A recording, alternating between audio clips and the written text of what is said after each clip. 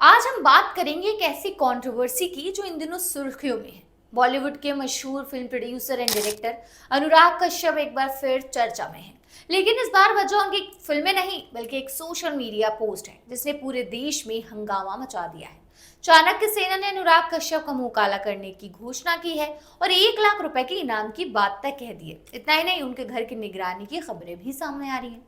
आखिर क्या है ये पूरा मामला, क्यों है इतना बवाल?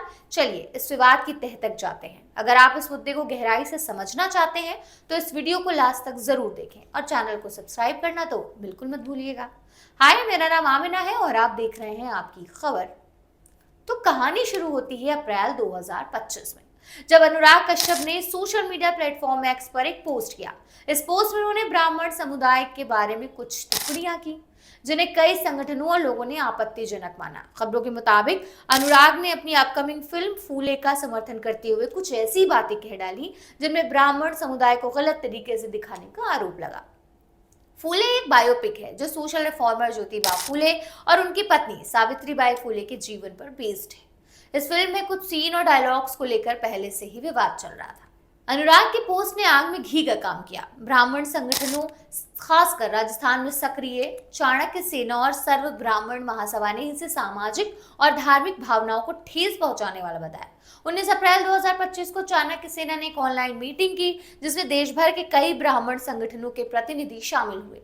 इस मीटिंग की अध्यक्षता चाणक्य सेना के मुख्य संरक्षक पंडित सुरेश मिश्रा ने की। उन्होंने अनुराग कश्यप पर समाज में नफरत फैलाने का आरोप लगाया और एक चौंकाने वाली घोषणा की। उन्होंने कहा कि जो कोई भी अनुराग कश्यप का मुंह काला करेगा उसे 1 लाख रुपए का इनाम दिया जाएगा। पंडित सुरेश मिश्रा ने एक्स पर पोस्ट करते हुए कहा कि अनुराग की टिप्पणियां देशद्रोह और धर्मद्रोही हैं और वे खुद इस इनाम में 50,000 रुपए का योगदान देंगे। इसके अलावा जयपुर के बजाज नगर थाने के बाहर ब्राह्मण संगठन ने प्रदर्शन किया। प्रदर्शनकारियों ने अनुराग की तस्वीर पर जूते मारे और उनके खिलाफ एफआईआर दर्ज करने की मांग की। खबरों के मुताबिक कुछ संगठनों ने यह भी कहा कि अगर अनुराग माफी नहीं मांगते तो उनकी कोई भी फिल्म राजस्थान में रिलीज नहीं होने दी जाएगी। अब सवाल ये है कि अनुराग कश्यप ने इस विवाद पर कहा क्या।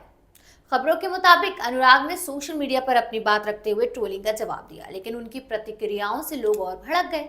उन्होंने अपनी पोस्ट में ये स्पष्ट करने की कोशिश की कि उनका इरादा किसी समुदाय को ठेस पहुंचाना नहीं था, लेकिन उनकी बातों को गलत समझा गया। हालांकि कुछ लोगों का कहना है कि अनुराग ने माफी मांगने के बजाय अपने स्टैंड को और मजबूत किया, जिससे विवाद और बढ़ गया। इसके साथ ही उनके घर की निगरानी की खबरें भी सामने आई।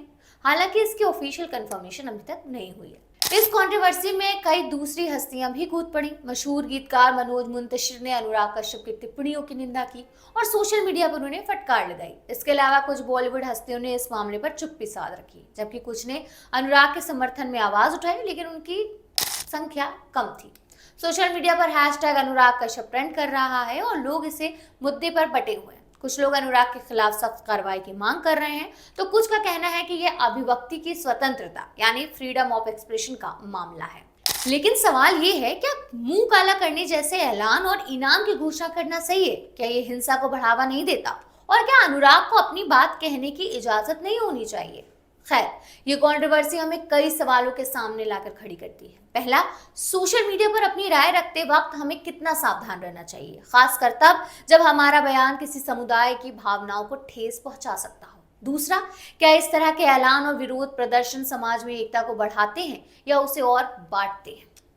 अनुराग कश्यप जैसे लोग जो अपनी फिल्मों और बयानों से हमेशा चर्चा में रहते हैं, क्या उन्हें और जिम्मेदारी से नहीं बोलना चाहिए? और सबसे बड़ा सवाल, क्या हमारा समाज इतना संवेदनशील हो गया है कि हर बात पर बवाल मच जाता है?